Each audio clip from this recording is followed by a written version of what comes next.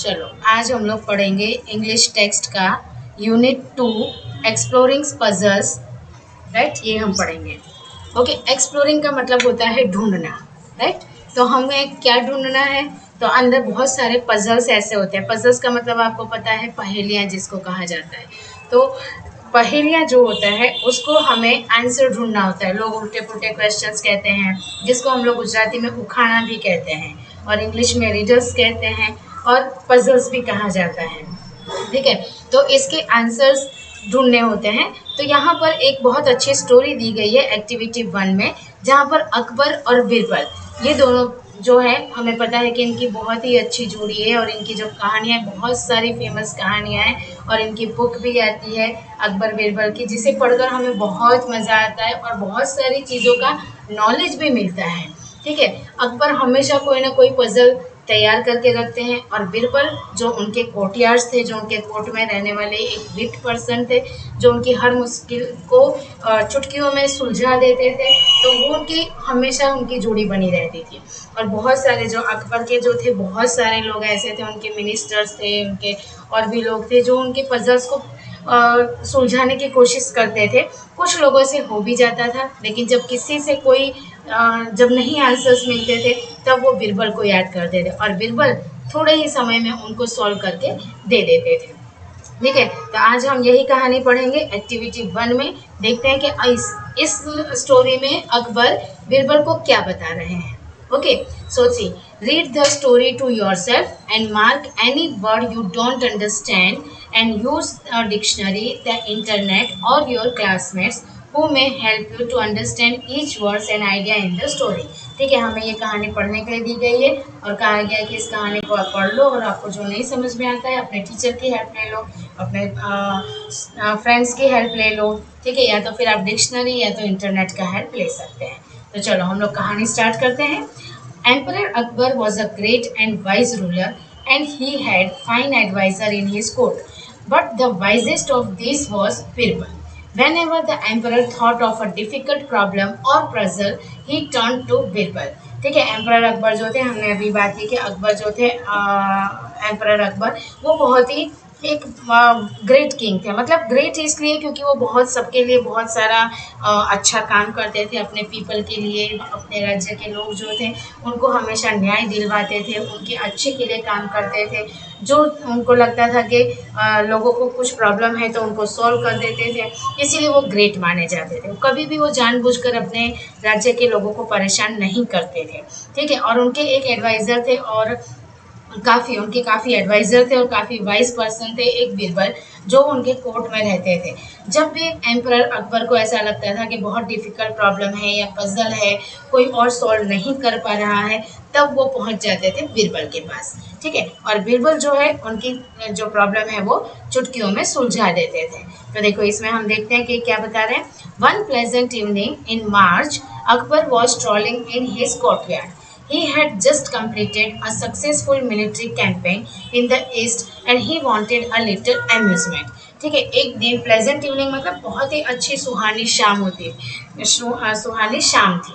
ठीक है, मतलब ना तो गर्मी थी और ठंडक अच्छा था, मार्च का महीना था और हमें पता है कि मार्च का महीना बहुत ही अच्छा होता है, स्प्रिंग सीजन होता है, ना तो उसमें गर्मी होती है ना ठंडी होती है और बहुत अच्छा लगता है। तो अकबर जो है स्ट्रॉलिंग कर रहे थे। स्ट्रॉलिंग का मतलब होता है धीरे धीरे आगे बढ़ना, धीरे धीरे चलना।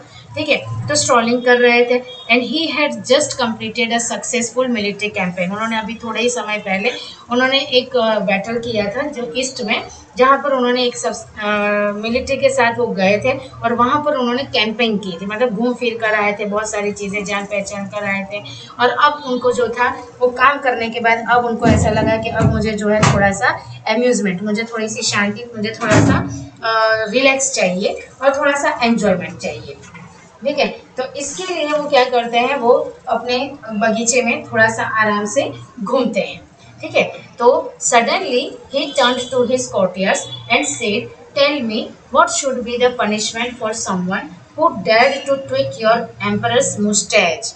ठीक है, सडनली उनको एक बात सूझी, उन्होंने कहा अपने कोर्टियर्स से पूछा, अच्छा चलो ये बताओ, वहाँ पे जो मौजूद थे, क्योंकि वो जब चलते हैं गार्डन में तो उनके पीछे पीछे थोड़े और कोर्टियर्स लोग भी चलते हैं, तो उन्होंने कहा कि चलो अच्छा मुझे एक बात बताओ, कि तुम क्या पनिशमेंट होनी चाहिए अगर कोई तुम्हारे एम्परर अकबर की मूछें खींचता है तो। ठीक है, तो इसका मतलब होता है खींचना, उसे करना। देखो हमको फोटो में दिख रहा है कि एक बच्चा जो है वो अकबर राजा की मूछें खींच रहा है। ठीक है, तो उनको ऐसा लगा कि चलो मैं अपने कोर्टियर से पूछता हूँ कि इनकी क्या सजा होनी चाहिए। तो courtiers were shocked at the thought only the most foul criminal would dare to touch the king. Shahbaz Khan spoke up, "My lord, this villain should be mercilessly flogged to death." ठीक है, beheaded in full public view, your honor, said Mulla Do Piyaza. ठीक है, अब यहाँ पर जो थे वो कोर्टियर्स वो सुनकर, उनकी बात सुनकर, राजा की बात सुनकर, जितने भी वहाँ पे मौजूद जो कोर्टियर्स थे, जो उनके मिनिस्टर्स थे या उनके एडवाइजर थे, वो लोग बहुत शॉक हो जाते हैं। अरे ये क्या बात हुई, ये कैसा क्वेश्चन राजा ने पूछ लिया, और ऐसा कौन हो सकता है जो उनकी मूंछों तक, किसी की हिम्मत हो कि उनकी मूंछों तक कोई हाथ बढ़ाए। और ये काम तो वही कर सकता है जो सबसे खतरनाक क्रिमिनल होगा, क्योंकि वो क्रिमिनल जो है उनकी मूछ खींच कर या तो भाग जाएगा, और या तो अगर पकड़ा जाएगा तो उसे पता है कि उसकी बहुत भारी पनिशमेंट उसको मिलेगी। तो उनको सबसे पहले तो कोर्टियर्स लोग जो है बहुत ही सरप्राइज हो जाते हैं, बहुत ही शॉक हो जाते हैं कि ऐसा करने की हिम्मत तो कोई कर ही नहीं सकता है। लेकिन अगर कोई करता भी है तो उसके लिए क्या होना चाहिए, तो शाहबाज जो एक कोर्टियर था, जो उनका एक मिनिस्टर था, उसने बोला कि माय लॉर्ड, इस विलन को तो मार डालना चाहिए, मर्सीलेस, मतलब बिना उसके ऊपर दया किए बिना उसको मार डालना चाहिए। और तभी एक मुल्ला दो प्याजा वो भी था, उसने बोला कि हाँ, पब्लिक के सामने उसको उसका सिर कटवा देना चाहिए, क्योंकि कोई भी ऐसा पर्सन नहीं होना चाहिए जो राजा की मूंछों तक किसी का हाथ पहुंचे। अगर पहुंच भी जाता है तो उसका जो पनिशमेंट है वो बहुत ही सीवियर होना चाहिए। Okay, the villain should be thrown down from the fort और बी हैंड, सेड शादी शाह। अब शादी शाह भी एक उनके कोर्टियर थे, उन्होंने अपना सुझाव दिया। उन्होंने कहा कि विलन को जो ऐसा कोई करता है तो ऑफ कोर्स वो विलन ही होता है, तो विलन को उठाकर इस किले से नीचे फेंक देना चाहिए, या तो इस किले पर उसको फांसी की सजा दे देनी चाहिए। ठीक है, एंड यू बीरबल, सबने अपने अपने सुझाव दे दिए। हमने देखा किसने किसने अपना सुझाव दिया था, तो सुझाव देने में था शाहबाज खान, जिसने कहा था कि मर्सीलेसली बिना दया किए उस पर्सन को मार डालना चाहिए। मुल्ला दो प्याजा, जिसने कहा था कि पब्लिक के बीच में जब लोग खड़े हों उनके बीच में उसका सिर कटवा देना चाहिए था। शादी शाह कहते हैं कि उसे फोर्ट से उसे या तो फेंक दो ऊपर से, या तो उसको फांसी पे चढ़ा दो। सबकी बात सुनने के बाद अकबर राजा बीरबल की तरफ मुड़ते हैं। बीरबल को पूछते हैं कि चलो बताओ बीरबल, तुम भी बताओ क्या पनिशमेंट होना चाहिए अगर कोई मेरी मूंछों को छुएगा तो शाह आलम से बीरबल कामली। ठीक है, बीरबल ने बड़ी शांति से जवाब दिया कि Shah Alam, I would give him some sweets. ठीक है, बीरबल कहता है कि शाह आलम, आपकी मूछ खींचने वाले को, उस पर्सन को मैं तो कुछ मिठाइयाँ खिलाऊंगा। ठीक है, the other courtiers gaped at Birbal. Had he gone mad? Sweets for such a crime? Surely this time Birbal was wrong. ठीक है, सारे कोर्टियर्स जो थे वो बहुत ही अचंभे में हो गए। उन्होंने कहा कि क्या ये बीरबल पागल हो गए हैं क्या? अगर कोई एम्परर का मूछ खींचेगा तो क्या उसको हम स्वीट खिलाएंगे? ये कैसा है? श्योरली या तो बीरबल पागल हो गया है, और इस बार अकबर राजा इनके ऊपर बहुत नाराज होंगे और इसको पनिशमेंट देंगे, क्योंकि बाकी के जो कोर्टियर्स थे वो बीरबल से चिढ़ते थे। वो बीरबल से मतलब हमेशा ये होता था कि बीरबल जो है अकबर का दिल जीत लेते थे अच्छे और सही आंसर देकर, और बाकी के कोर्टियर्स लोगों को डांट पड़ती थी या तो उनको रिवॉर्ड नहीं मिलता था, तो बाकी के कोर्टियर्स जो थे वो बहुत ही जलते थे बीरबल से। तो इस बार तो उनको लगा कि बीरबल इस बार पक्का गया, क्योंकि शाह आलम जो है बीरबल जो अकबर है उनसे बहुत नाराज़ होंगे उनकी ये बात सुनकर, और श्योरली इस बार उनको कोई रिवॉर्ड नहीं मिलेगा, ऊपर से उनको डांट मिलेगी। ठीक है, तो उनकी जब बात उन्होंने सुनी कि बीरबल ने कहा कि उसे स्वीट देंगे हम, तो अकबर फ्रॉन्ड का मतलब होता है अपनी दो आंखों का जो आईब्रो है उसको गुस्से में ऊपर कर लेना, ऐसा। ठीक है, did I hear you right Birbal, he said, you consider your giving sweets to be the right punishment for such a crime। ठीक है, अकबर भी बहुत अचंभे में हो जाते हैं, गुस्से से वो अपने आईब्रोज खड़े कर देते हैं, ऊपर उठा लेते हैं और कहते हैं कि क्या मैं सही सुन रहा हूँ बीरबल, तुम जो कह रहे हो, क्या तुम उसको स्वीट दोगे? ये सही पनिशमेंट होगा? अगर कोई तुम्हारे अकबर राजा का अगर कोई मूछ खींचेगा तो तुम उसको स्वीट दोगे। तो only in this case your majesty said Birbal humbly, because who else but your beloved grandson would dare to take such a liberty with the kings of kings। ठीक है, उन्होंने कहा कि हाँ बिल्कुल, ओनली मैजेस्टी मतलब बीरबल, बीरबल राजा मैजेस्टी बहुत ही आराम से बिना प्राउड किए उन्होंने बताया कि इस केस में सिर्फ और सिर्फ आपका जो ग्रैंडसन है वही हिम्मत कर सकता है आपकी मूंछों तक पहुंचने का, और किसी की भी हिम्मत नहीं है कि वो आपकी मूंछ को टच भी कर सके। ठीक है, सिर्फ ये आज़ादी आपके ग्रैंडसन को है। जब आप अपने ग्रैंडसन को खिलाते हो तो देखते नहीं हो, वो आपके चेहरे पर हाथ लगाता है, आपकी मूंछों को टच करता है, आपके आँख में हाथ लगाता है, आपके मुंह पर हाथ लगाता है। तो एक यही बच्चा हो सकता है जो आपका ग्रैंडसन हो सकता है, जो आपकी मूंछों को हाथ लगाने की जरूरत कर सकता है। और ये सुनकर अकबर राजा बहुत तेजी से हंस पड़े। Akbar burst out laughing. You are right again, Birbal. It was indeed that little rascal who tweaked my mustache this very evening। तो उन्होंने कहा कि बहुत तेजी से हंसे, उन्होंने हा करके हंसे, और फिर उन्होंने कहा कि बिरबल तुमने बिल्कुल सही कहा, यही छोटा सा रास्कल, मतलब थोड़ा सा बेचारा क्योंकि छोटा बच्चा है उसको थोड़ा सा बोल दिया उन्होंने कि इसी बच्चे ने आज शाम को मुझे मेरी जो मुस्टेच है उसने ही खींची थी, और तभी मेरे दिमाग में आया कि चलो मैं ये क्वेश्चन अपने कोर्टियर से पूछता हूँ कि ये क्या हो सकता है, क्या इनका हो सकता है कि इन्होंने पनिशमेंट हम क्या दे सकते हैं। तो इसमें बीरबल जो है फिर से जीत जाते हैं, फिर से बीरबल की वाहवाही होती है, और उनके बाकी के कोर्टियर्स जो है वो पीछे रह जाते हैं। फिर से उनके कोर्टियर्स को लगा था कि अब बीरबल को सज़ा मिलने वाली है, पनिशमेंट मिलने वाली है, क्योंकि ऐसी बात कर रहे हैं। लेकिन जब अकबर राजा बहुत खुश हो गए उनकी बातों से, तो उनको लगा कि लो बीरबल ने तो इस बार भी बाजी मार ली। ठीक है, तो ये फर्स्ट कहानी थी। इसमें ये आपको मैच द फॉलोइंग दिया गया है।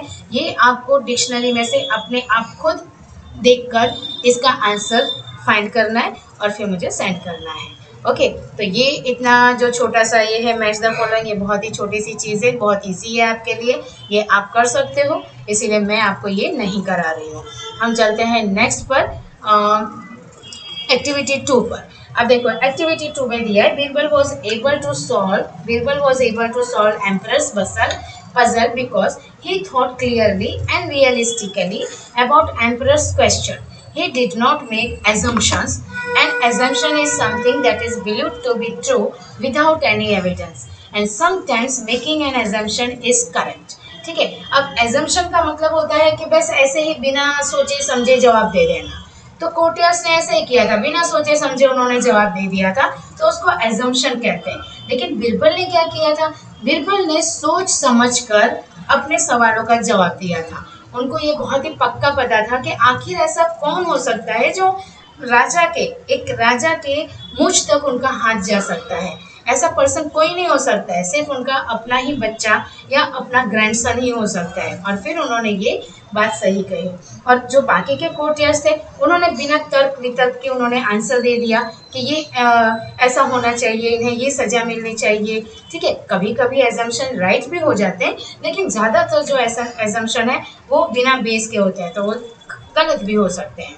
ठीक है, if your relative falls asleep very early in evening. ठीक है, जैसे कि इन्होंने एक एग्जाम्पल दिया है कि एजम्पशन किसको कहते हैं और करेक्ट आंसर कैसे कहते हैं।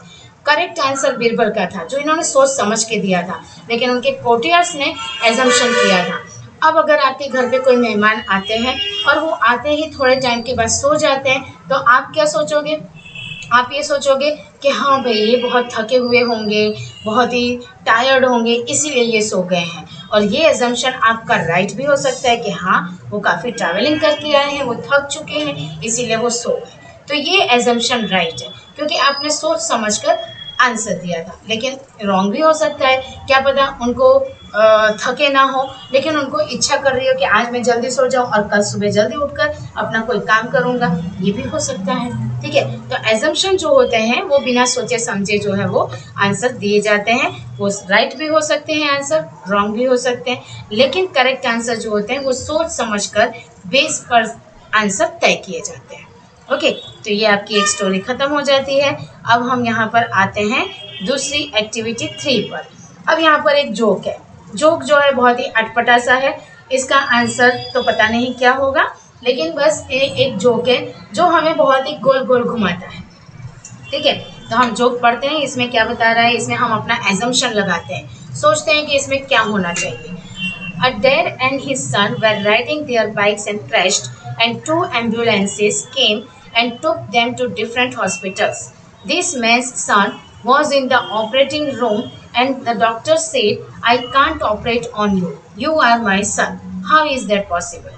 अब देखो, एक डैड और सन होते हैं, ठीक है, एक पापा है और उनका लड़का जो है, दोनों बाइक चला रहे हैं। ठीक है, अब हो सकता है कि डैड की अलग बाइक हो और लड़के की अलग बाइक हो, या तो फिर दोनों एक ही बाइक में हो, कह नहीं सकते हैं। ठीक है, तो इन्होंने ऐसा कुछ यहाँ पर बोला नहीं है, बाइक्स बोला है, इसलिए मुझे लगता है कि यहाँ पर दो बाइक है, डैड की अलग बाइक है और सन की अलग बाइक है। अगर दोनों एक ही बाइक पे होते तो बाइक लिखा होता, लेकिन यहाँ बाइक्स लिखा है, तो यहाँ पर ये मतलब निकलता है कि डैड अलग बाइक चला रहे हैं और जो उनका सन है वो अपनी बाइक पर चल रहा है, और आगे जाकर उनका एक्सीडेंट हो जाता है। ठीक है, दोनों को एम्बुलेंस, मतलब आसपास जब वो गिर जाते हैं तो एक्सीडेंट होता है, लोग फ़ोन करते हैं, एम्बुलेंस आती है तो दोनों को लेकर जाती है हॉस्पिटल में, लेकिन दोनों डैड और सन अलग अलग हॉस्पिटल में है। ठीक है, डैड किसी और हॉस्पिटल में है और सन किसी और हॉस्पिटल में है। तो this man son was in operating room. अब पिता का तो पता नहीं, लेकिन उनके बेटे को ज़्यादा चोट लग जाती है, जिसके लिए उनको ऑपरेशन करना पड़ता है, और ऑपरेशन करने के लिए उन्हें उनके बेटे को जो है ऑपरेशन रूम में लेकर जाते हैं। और जब ऑपरेशन रूम में लेकर जाते हैं तो डॉक्टर कहते हैं कि मैं आपका ऑपरेशन नहीं कर सकता क्योंकि आप मेरे बेटे हो, क्योंकि डॉक्टर डर जाता है, ये मेरा बेटा है, मैं इसका ऑपरेशन करूँगा, पता नहीं सक्सेस होगा या नहीं, ये मर तो नहीं जाएगा, इसलिए वो क्लियरली बोलता है कि I can't operate on you, मैं तुम पर ऑपरेशन नहीं कर सकता हूँ क्योंकि तुम मेरे बेटे हो। अब सोचने वाली ये बात है कि जब बेटा और सन दोनों अलग अलग, बेटा और फादर दोनों अलग अलग हॉस्पिटल में जाते हैं, तो ये उस हॉस्पिटल में कैसे पहुंच जाते हैं जहाँ पर ये इनका ऑपरेशन हो रहा है ना। तो ये कुछ अजीब सा किस्सा है, इसका हमें कुछ करना नहीं है, यहाँ पर हमको बस खाली गेस करने के लिए दिया गया है इसका, जिसका कोई ज़रूरत नहीं है। आपको सिर्फ बस ये बताया गया है कि कुछ चीज़ें जो हैं हम अपने आप इसका आंसर ढूंढ भी सकते हैं और नहीं भी ढूंढ सकते हैं। अब इस किस्से में ऐसा हो सकता है कि जो हॉस्पिटल उनको अलग हॉस्पिटल जो एम्बुलेंस उनको अलग अलग हॉस्पिटल में लेकर जाती है, बाद में फादर जो है उनको थोड़ी सी चोट लगती है, वो फादर डॉक्टर होगा, थोड़ी सी चोट लगती है, किसी डॉक्टर ने उनको मलहम पट्टी कर दी, वो थोड़ा सा अपने आप को ठीक फील करने लगे और उस हॉस्पिटल में चले गए जहाँ पर उनका बेटा एडमिट था, और वहाँ पर जाकर पता चला कि उनको ऑपरेशन रूम में जाना है और किसी बच्चे का ऑपरेशन करना है। जब वो फादर पहुँचते हैं ऑपरेशन रूम में तो देखते हैं कि ये कोई और नहीं, उनका खुद का ही बच्चा है, और तब ये कहते हैं कि ये मैं तुम पर ऑपरेशन नहीं कर सकता क्योंकि ये तुम मेरे बेटे हो। तो एक ये सॉल्यूशन हो सकता है, ठीक है, तो ये हम सिर्फ गेस कर सकते हैं, राइट। और दूसरा ये गेस, बस मेरे ख्याल से तो ये एक सही आंसर है कि उनके फादर को ज़्यादा चोट नहीं लगी थी, वो अपनी मलहम पट्टी करवा के ठीक होकर वो चले आए थे अपने हॉस्पिटल में, और वहाँ पर जाकर वो अपने बेटे से मिलते हैं और ये बात कहते हैं। तो ये एक्टिविटी 3 है। अब एक्टिविटी 4 में चलते हैं। एक्टिविटी 4 में भी कुछ इन्होंने एक पजल्स दिया गया है, और उस पजल्स पे उनको ये जो है यहाँ पर हमको दिख रहा है पेज नंबर 16 पे एक पजल दिया गया है, ठीक है, और ये पजल्स जो है उनको सॉल्व करना है, राइट। और ये पजल जो है ये हमें सॉल्व करने के लिए बोला गया है, लेकिन इसका भी हमें कोई ज़्यादा काम नहीं है।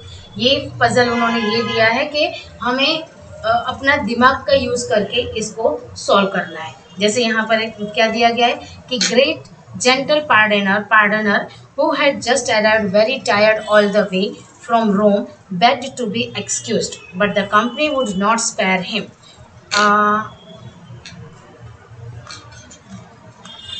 हाँ, यहाँ से हम पढ़ेंगे, यहाँ से शुरू हो रहा है। Long ago there was an inn where pilgrims often stopped on their way to worship at a famous shrine. During the long evening, as they rested from their journey, they would tell stories and sometimes assume each other with games and puzzles. On one evening, the company all turned to the pardoner. ठीक है, बहुत पहले एक छोटा सा restaurant हुआ करता था। इनका मतलब होता है रेस्टोरेंट, जहाँ पर लोग खाना पीना खाकर चले जाते हैं। अब पिलग्रिम्स मतलब कि कोई यात्रा करने की जगह जहाँ पे लोग दर्शन करने जाते हैं भगवान के, ठीक है, तो वहाँ पे दर्शन करने जब वो जाते हैं तो इसी इन में लोग इकट्ठा होकर खाना खाते हैं। वहाँ पर रुकते हैं, खाना खाते हैं, दर्शन करते हैं और फिर थोड़ा रुकते हैं और फिर चले जाते हैं।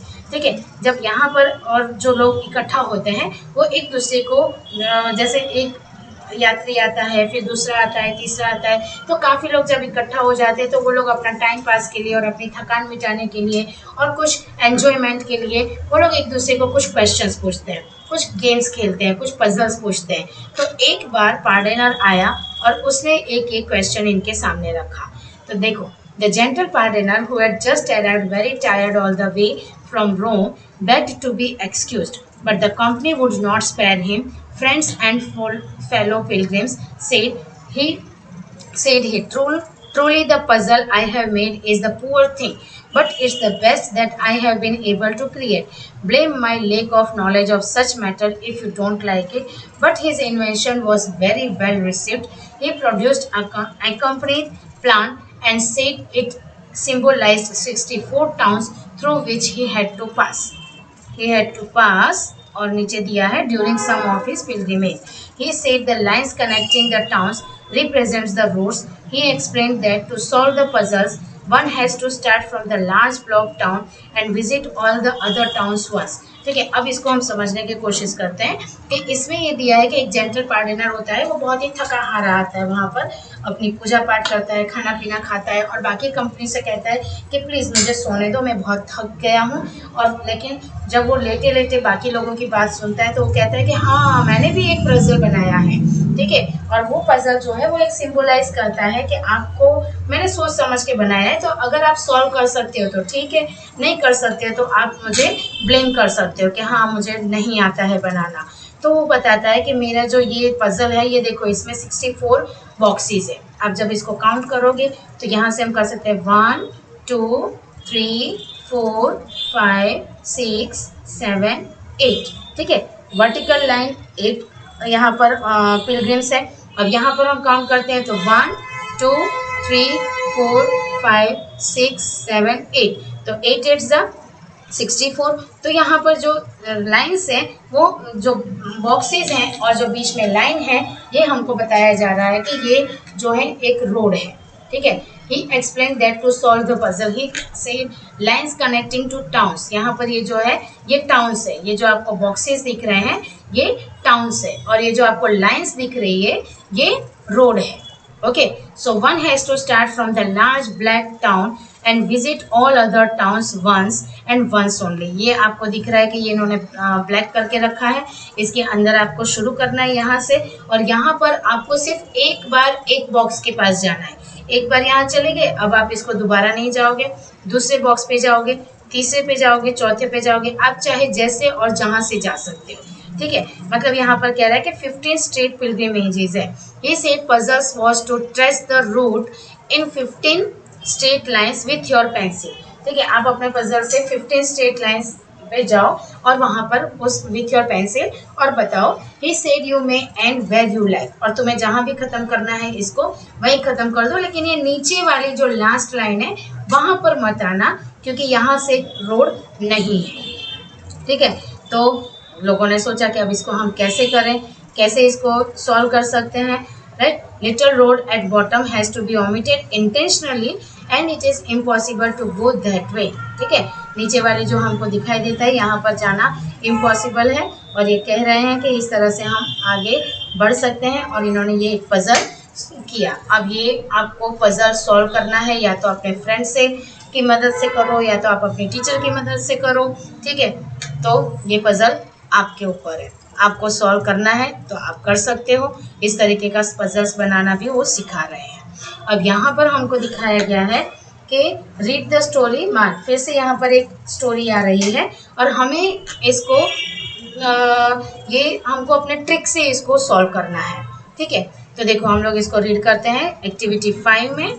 One day, walking in the garden with Birbal and other courtiers, Emperor Akbar bent to pick up a sharp stone. With it, he drew a line on the ground and said, Birbal, make the line shorter.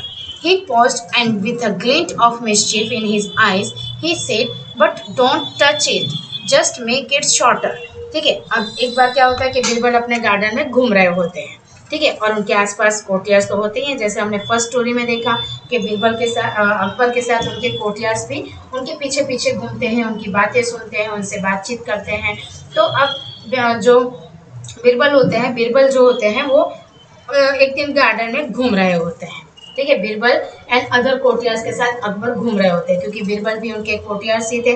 तो वहाँ पे वो जाते हैं और emperor Akbar क्या करते हैं, वहाँ पर एक पत्थर उठाते हैं और वो पत्थर ऐसा होता है जो जमीन पर लगाने से उसका रंग दिखेगा, ठीक है, उसका जो लाइन बनाते हैं उससे, और एक लाइन बनाकर बताते हैं कि बीरबल देखो मैंने एक लाइन ड्रॉ की है, अब तुम्हें इस लाइन को छोटा बनाना है, लेकिन एक चीज और कि तुम्हें इस लाइन को टच नहीं करना है। आपको यहाँ दिख रहा होगा कि हमें यहाँ पर लाइन दी गई है, ठीक है, यहाँ पर आप देख रहे हो कि ये लाइन जो है ये अकबर ने बनाई है, ठीक है, और बीरबल को ये बोला कि बीरबल तुम्हें मेरी लाइन को छोटी कर देनी है, मैंने जो लाइन ड्रॉ की है, ये जो मैंने लाइन ड्रॉ की है इसको छोटी कर देनी है, लेकिन उसे टच नहीं करना है। तो बीरबल खुश हो गए। The courtiers looked at each other. Birbal surely couldn't do this, could he? Perhaps he would finally be outwitted. ठीक है, जो उनके बाकी के कोर्टियर्स थे वो लोग बहुत खुश हो गए, चलो हमसे तो क्वेश्चन नहीं पूछा, हमें तो दिमाग नहीं लगाना है, बीरबल से पूछा है, अब देखते हैं कि बीरबल इसको कैसे सॉल्व करते हैं। सभी कोर्टियर्स को तो बीरबल से जलते थे, उनको पक्का पता था कि इस बार बीरबल नहीं जवाब दे पाएंगे और बीरबल को डांट पड़ेगी और कोई रिवॉर्ड नहीं मिलेगा, ठीक है, but Birbal calmly bent down to pick up another stone. He quietly drew a second line below Akbar's. Everyone looked at the two lines. Akbar's line was clearly shorter than Birbal's. लेकिन बीरबल जो थे वो शांत थे, क्योंकि उनका दिमाग जो है हमेशा शांत रहता था, प्रॉब्लम को बहुत ही ध्यान से सुनते थे और उसको सॉल्व करने की कोशिश करते थे। बीरबल बहुत ही शांति से एक दूसरा पत्थर उठाते हैं और उस पत्थर को लेकर ये जो अकबर ने ड्रॉ किया था लाइन, उसके नीचे एक लंबी लाइन ड्रॉ कर देते हैं और वो भी बिना टच किए। अब दिख रहा है कि बीरबल ने जो ड्रॉ किया है वो लंबी लाइन है और यहाँ जो अकबर ने ड्रॉ किया है वो शॉर्टर लाइन अपने आप बन गई। इस लाइन को टच भी नहीं किया और एक बड़ी लाइन बना दी बीरबल ने। तो इस तरह से Birbal, there was a brief silence, जब उन्होंने बना दिया तो अकबर ने स्माइल किया। Akbar smile, I thought I had outsmarted you this time but you have done it again. ठीक है, अकबर ने सोचा कि इस बार बीरबल हार जाएंगे, लेकिन फिर भी अकबर ने कर बताया। तो Birbal did not make a line shorter that than it was when Akbar first drew it, but he made Akbar's line shorter than his line. Akbar's line cannot be said to be short. It can only be longer or shorter than another line. Short is an absolute concept. ठीक है, यहाँ पर short जो है वो absolute concept है। अब हमने देखा कि बीरबल ने अकबर की लाइन को टच ही नहीं किया और फिर भी अकबर की लाइन जो है वो छोटा हो गया। तो जो जिस चीज़ को हम बिना छुए या कुछ चीज़ें ऐसी होती हैं जिसको हम रिलेटिव कॉन्सेप्ट कहते हैं। ठीक है, जैसे यहाँ पर Akbar's line is shorter relative to Birbal's line. As we think about puzzles and problems, we want to be sure that our assumptions are correct. We also want to remember that many things cannot be described in absolute term, that can only be described in relative term. ठीक है, अब यहाँ पे बहुत सारी चीज़ें ऐसी होती हैं जिसको हम एब्सोल्यूट टर्म में नहीं डिफाइन कर सकते, उसे रिलेटिव टर्म में ही डिफाइन किया जा सकता है और हम उसको चेंज नहीं कर सकते। ठीक है, a rich man may make that a dosa is very cheap, but a poor man will think a dosa is very costly. So cost is a relative concept. ठीक है, जो एक चीज़ किसी के लिए अलग होती है देखने में, दूसरी चीज़ का नज़रिया, दूसरे लोगों का नज़रिया अलग होता है। जैसे यहाँ पर एक एग्जाम्पल दिया है कि रिच मैन को अगर डोसा खाना है तो वो किसी भी बड़े रेस्टोरेंट में या छोटे रेस्टोरेंट में कहीं पर भी वो जाकर डोसा खा सकता है। उसके लिए डोसा बहुत महंगी चीज़ नहीं है, बिल्कुल सस्ती चीज़ है।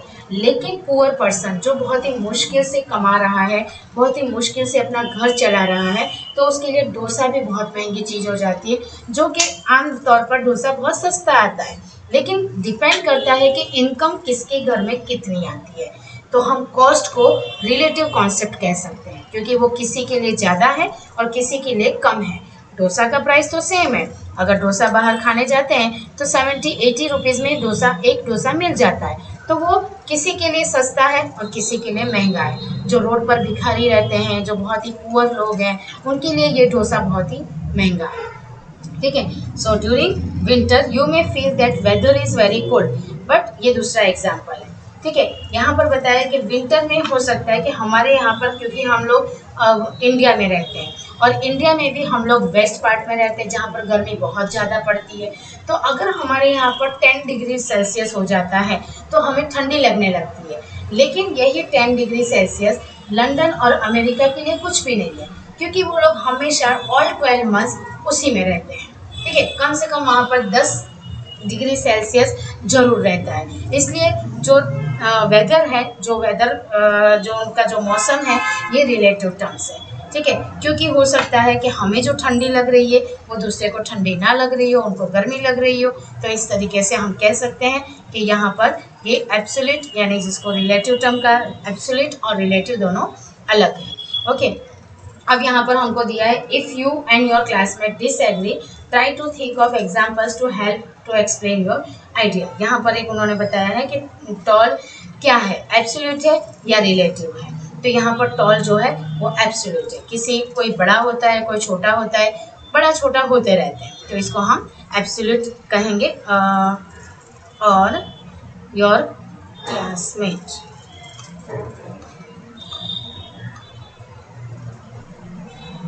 ओके, ये एब्सोल्यूट टर्म है। Rich is an absolute, free ये भी एब्सोल्यूट है, डेड ये रिलेटिव टर्म है। ठीक है। और एजुकेट ये एब्सोल्यूट है, और ये ब्यूटीफुल ये भी एब्सोल्यूट है। ये आप अपने टीचर के साथ मिलकर कर सकते हो। ठीक है। अब यहाँ पर एक्टिविटी 7 इन्होंने बताया है। एक्टिविटी 7 में इन्होंने बताया है, the stories of Akbar and Birbal are often based on puzzles और जोक्स। ठीक है। अब अकबर और बीरबल की कहानियाँ हमेशा पजल्स और जोक्स पे बनी होती है। एक और बहुत ही मज़ेदार किस्सा यहाँ पर दिया गया है कि use it to write an Akbar and Birbal story. यहाँ पर एक क्वेश्चन दिया है कि if a camel rider had gone 3 days ago and he left on Tuesday and come back on Tuesday, how is that possible. ठीक है। अब एक कैमल राइडर, हमको यहाँ पे पिक्चर में दिख रहा है कि एक ऊँट पर एक आदमी बैठा है, तो ये कैमल राइडर हो गया। ठीक है। वो ट्यूसडे के दिन निकल जाता है अपने किसी काम के लिए और 3 दिन में वापस आ जाता है। तो जब वो 3 दिन में वापस आएगा तो ट्यूसडे को छोड़ दो तो वेडनेसडे, थर्सडे, फ्राइडे, तो फ्राइडे को वो वापस आता है। लेकिन हमें यहाँ क्वेश्चन में दिया है कि he and came back on Tuesday, लेकिन वो ट्यूसडे को वापस आ जाता है, तो ये कैसे पॉसिबल है। हमें यहाँ आंसर दे दिया गया है, the camel was named Tuesday. ठीक है। यहाँ पर कैमल का नाम ट्यूसडे है। ही केम बैक ऑन ट्यूसडे मतलब कैमल पर बैठकर वो ट्यूसडे आ गया, कैमल पर बैठकर वो आया। वो आया तो था फ्राइडे को ही, लेकिन किस पर बैठकर आया, कैमल पर। कैमल का नाम क्या था, ट्यूसडे, इसीलिए लिखा गया है केम बैक ऑन ट्यूसडे। अंडरस्टूड। ये बहुत ही विट्टी क्वेश्चंस हैं। अब हम चलते हैं आगे। हाँ, यहाँ पर हमको एक्टिविटी 8 में दिया है, it's a puzzle by Alan Elberg. यहाँ पर एक पजल बता रहे हैं कि यहाँ पर कुछ चीज़ें प्रिटेंड की गई है। तो हम पहले पढ़ लेते हैं कि पोएम क्या है। My friend is not my friend any more, she has secrets from me and goes about with जैकी हैकेट। यहाँ पर एक लड़का है या तो फिर कोई लड़की ही होगी, इन्होंने कुछ बताया नहीं है। 2 फ्रेंड हैं। ठीक है। उसमें से एक फ्रेंड जो है वो कहता है कि मेरा फ्रेंड जो है अब वो मेरा फ्रेंड नहीं रहा। ठीक है। Is not my friend any मोर मतलब जो मेरी फ्रेंड थी वो अब मेरी फ्रेंड नहीं रही है और अब वो किसी और को अपना फ्रेंड बनाने जा रही है। And she has secrets from me. जब 2 फ्रेंड्स होते हैं तो दोनों फ्रेंड्स जो अगर बहुत ही पक्के फ्रेंड है, बहुत ही क्लोज फ्रेंड है, तो वो लोग क्या करते हैं, अपनी बहुत सारी सीक्रेट बातें एक दूसरे को बताते हैं। ठीक है। जो और किसी को नहीं पता होती है, ना तो उनके पेरेंट्स को पता होती है, ना उनके क्लासमेट को पता होती है, ना उनके रिलेटिव्स को पता होती है, ना उनके टीचर्स को पता होती है। सिर्फ और सिर्फ यही 2 फ्रेंड्स के बीच में वो सीक्रेट्स रहते हैं। लेकिन अगर ये 2 फ्रेंड अलग हो जाते हैं और वो दोनों अब अलग हो गए, अपने अपने दूसरे फ्रेंड बना लिए और वहाँ पर जाकर अगर ये सीक्रेट्स कह देते हैं तो ये चीज़ें वो बता रहा है कि जो मेरी फ्रेंड है वो अब मेरी फ्रेंड नहीं रही है और मेरे बहुत सारे सीक्रेट्स उसके पास है। और वो जो है, वो जो फ्रेंड है वो लड़की है, क्योंकि यहाँ शी का वर्ड यूज़ किया है, तो शी जो है लड़की है और वो लड़की जो है उसने अब ट्रेसी हैकेट को अपना फ्रेंड बना लिया है। ट्रेसी हैकेट एक लड़की का नाम है जिसको उसने अपना फ्रेंड बना लिया है। I would get her back, only do not want to say so, so I pretend to have secrets from her and go about with Alice back. अब यहाँ पर ये कह रहा है कि I would get her back, ठीक है, मैं उसको वापस ला सकता हूँ, मैं वापस अपने फ्रेंड को साथ जा सकता हूँ। मुझे ऐसा लगता है कि मेरी जो फ्रेंड है जो ट्रेसी हैकेट के साथ चली गई है, मुझे लगता है कि वो सिर्फ मुझे दिखावा कर रही है। वो एक्चुअली फ्रेंड तो मेरी ही है लेकिन दिखावा कर रही है कि मैं तुमसे किट्टा हो गई हूँ, मैं तुमसे बात नहीं करूँगी, मेरा नया फ्रेंड बन गया है। लेकिन वो कहना नहीं चाहती है, वो सिर्फ बोलना नहीं चाहती है, अपने आप को फील नहीं करवाना चाहती है कि देखो मैं तुम्हारे पास वापस आ गई हूँ या मैं तुम्हारे साथ वापस दोस्ती करना चाहती हूँ। और वो चली जाती है ट्रेसी हैकेट के पास। लेकिन उसको जो ऑथर है उसको ऐसा लग रहा है कि वो प्रिटेंड कर रही है। और अब जो ऑथर है वो खुद भी जो है वो एलिस बैंक जो उसकी दूसरी फ्रेंड के पास दूसरा फ्रेंड बना लेता है, उसका नाम होता है एलिस बैंक। तो जब वो उसकी फ्रेंड जो है ट्रेसी हैकेट को फ्रेंड बना लेती है तो ये भी क्यों पीछे रहेगा, इसने भी एक अपनी फ्रेंड बना ली, ठीक है। और but what bothers me is maybe she is pretending and would like me back only does not want to say, ठीक है। यहाँ पर जो ऑथर है वो भी ये नहीं दिखाना चाहता है कि देखो मैंने भी एक अलग फ्रेंड बना लिया है, मुझे तुम ही मेरी फ्रेंड हो, लेकिन वो कहना नहीं चाहता है। तो ऑथर को ऐसा लगता है कि हम दोनों जो है एक ही स्टेट में खड़े हैं। मैं भी उसको ये नहीं बताना चाहता हूँ कि अब भी तुम मेरी फ्रेंड हो, ना ही वो मुझे बताना चाहती है कि अब भी मैं तुम्हारी फ्रेंड हूँ। और दोनों ने क्या किया, अपने अलग अलग फ्रेंड्स बना लिए, ठीक है। In which case may be it bothers her that I am pretending, but if we are both pretending then really we are friends and do not know it, ठीक है। वो कहता है कि मुझे नहीं पता है कि मैं जो सोच रहा हूँ वो सच है, हो सकता है कि हम दोनों ही एक दूसरे को बोल नहीं पा रहे हैं, लेकिन हम एक दूसरे को दिखावा कर रहे हैं कि हमने अलग फ्रेंड बना ली है, ठीक है, लेकिन हम दोनों एक दूसरे को कुछ भी कहना नहीं चाहते हैं। On other hands, how can we be friends and have secrets from each other and go about with other peoples? और दूसरी तरफ वो कह रहा है कि दूसरी तरफ हम कैसे फ्रेंड्स हो सकते हैं, राइट। फ्रेंड्स तो वो होते हैं जो अगर हम अलग हो भी जाएं, अगर हमारे दूसरे फ्रेंड्स बन भी जाते हैं, फिर भी हम एक की सीक्रेट दूसरे को ना बताएं, वही ट्रू फ्रेंड्स होते हैं, ठीक है। अगर हम जाकर उसकी सारी सीक्रेट्स दूसरे दोस्तों को बता देते हैं तो वो ट्रू फ्रेंड नहीं होता है। तो ये वही बता रहा है कि अगर वो जाकर मेरी सीक्रेट अपने ट्रेसी हैकेट को बता देती है तो वो मेरी ट्रू फ्रेंड नहीं है। अगर मैं भी एलिस को अपनी सारी सीक्रेट बता दूंगा उसकी, तो मैं भी उसका फ्रेंड नहीं रहूँगा। लेकिन मुझे नहीं लगता है कि ऐसा कुछ है। My friend is not my friend any more unless she is pretending, I cannot think what to do, it's a puzzle, ठीक है। अब यहाँ पर जो ऑथर है, जो पोएट है, वो बहुत ही पजल में है। उसको लग रहा है कि मैं क्या करूँ, मुझे नहीं पता चल रहा है कि वो मेरी फ्रेंड है भी या नहीं आज की डेट में। लेकिन अगर हम दोनों एक दूसरे की सीक्रेट किसी को नहीं बताते हैं तो हम भी आज भी फ्रेंड्स हैं। भले हम उनको दिखा नहीं रहे हैं, हम उनको बता नहीं रहे हैं, हम उनसे बात नहीं कर रहे हैं, लेकिन अगर हम एक दूसरे को अपनी अपनी सीक्रेट्स किसी और के साथ शेयर नहीं कर रहे हैं तो हम आज भी ट्रू फ्रेंड हैं। ओके, ये बात वो बता रही है। अब यहाँ पर है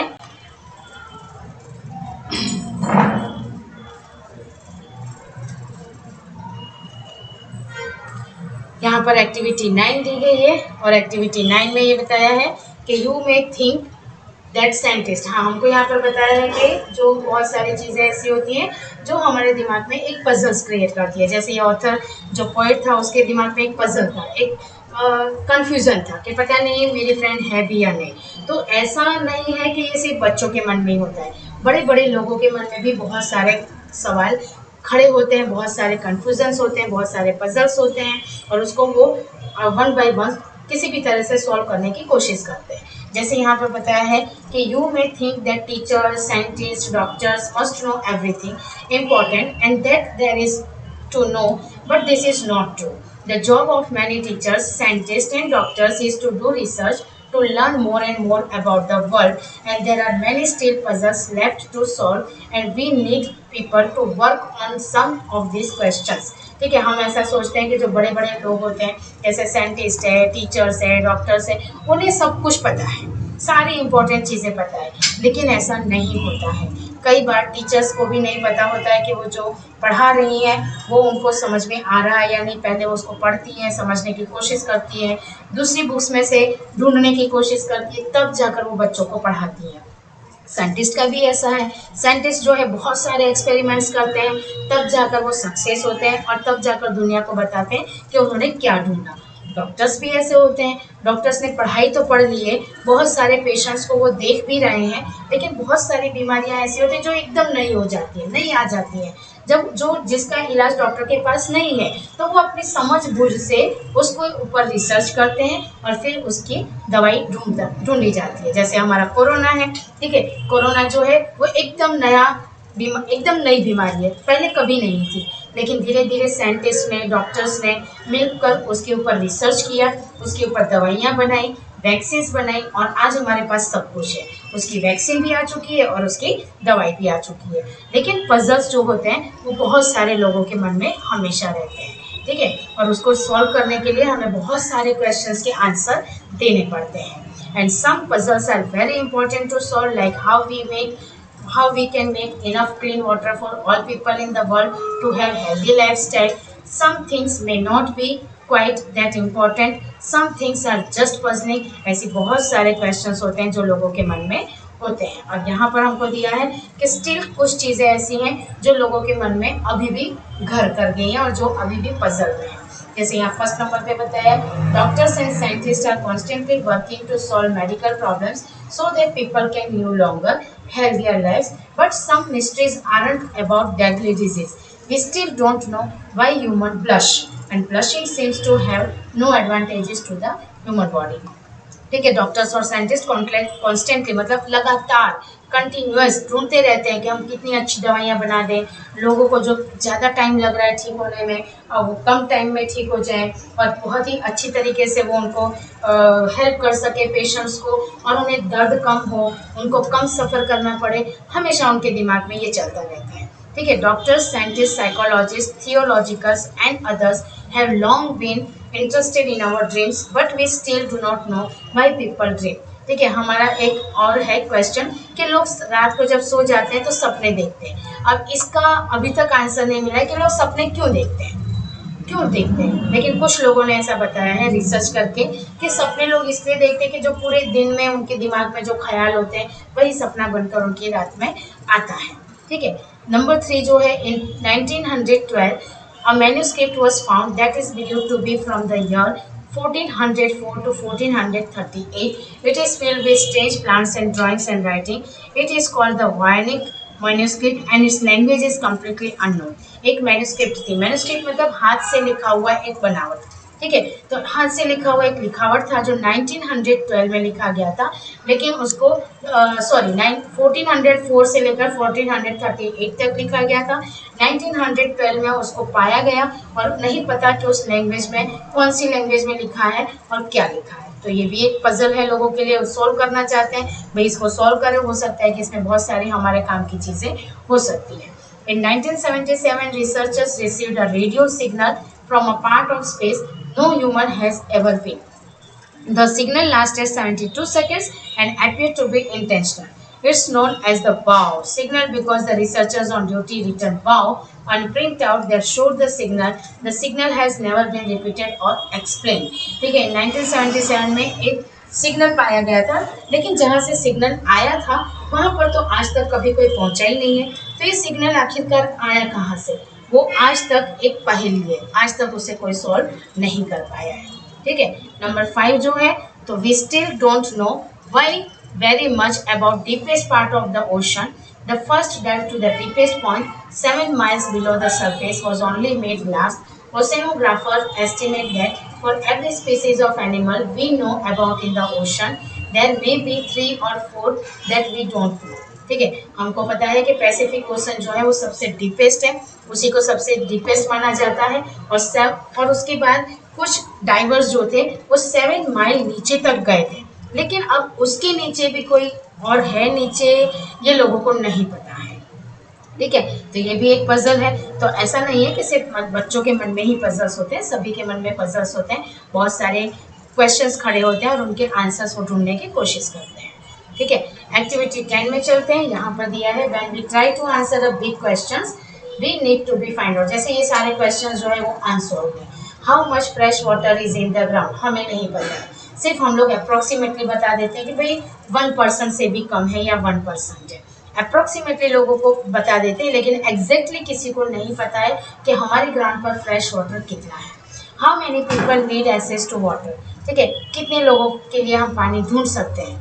व्हाट बैक्टीरिया और pollution is affecting the water, how much money is needed to clean the water, how can the clean water be distributed to the people who needed it. तो ये सारे क्वेश्चन जो है आज की भी तारीख में ये पजल बनकर घूम रहे हैं, लोगों को एग्जैक्टली इसका आंसर नहीं पता है। ओके, सो ये जो है हमारा लेसन नंबर 2 जो है वो ओवर हो चुका है। ओके, तो आप जो है अब इसको सुन सकते हो और सुनने के बाद इसको रीड कर सकते हो कि ये किस तरीके से हुआ है। और इसके जो क्वेश्चन आंसर है जब आपकी मैम आपको लिखवाएंगे या पढ़ाएंगे उस वक्त आपको ये करना है। Okay, so we are stopping here.